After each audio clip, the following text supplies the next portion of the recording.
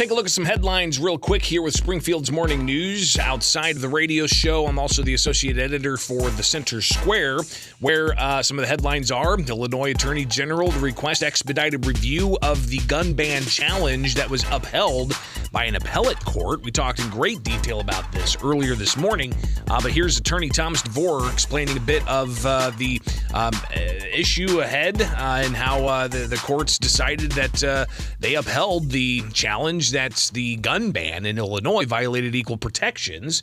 Here's Thomas DeVore in the conversation we had yesterday, and you can hear more detail on WMAY. One, this is not about training. It has nothing to do with training. It doesn't make any sense. And to the extent it is about training, we have a right to then seek that training as well as citizens and not lose our right to purchase and possess and not register these weapons. DeVore also saying that while some are reporting this goes statewide, it doesn't go statewide, but it could go statewide in other courts. That opinion would be binding on every circuit court in the state that might choose to consider this issue. Something else, too, that's in the news is Governor J.B. Pritzker has set May 11th, which, interestingly enough, is actually my birthday.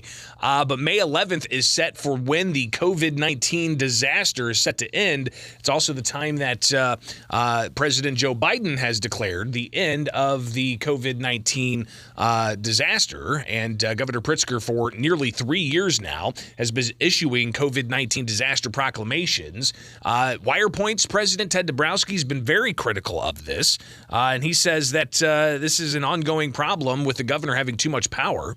It's good that he's finally ending it, but he's not ending it because he's ending it. He's ending it because President Biden's ending it. So he doesn't deserve any kudos. He should have ended this months, maybe even more than a year ago or 2 years ago. And he suggested that the State House needs to get control of the executive authority somebody has in times of disasters. So we'll see if that happens. But a lot of people asking, why May 11th? Well, the President of the United States saying that, hey, May 11th is when the disaster is going to end, and that's a way to kind of start easing down some of the payments that are going out for people who get COVID in the hospital. They get extra payments at the hospital, money for tests, money for vaccines and whatnot. But something else is well in the news. A new state superintendent of schools being announced in Tony Sanders. And he was announced, he's formerly of the Elgin School District, but not everybody's on board with this.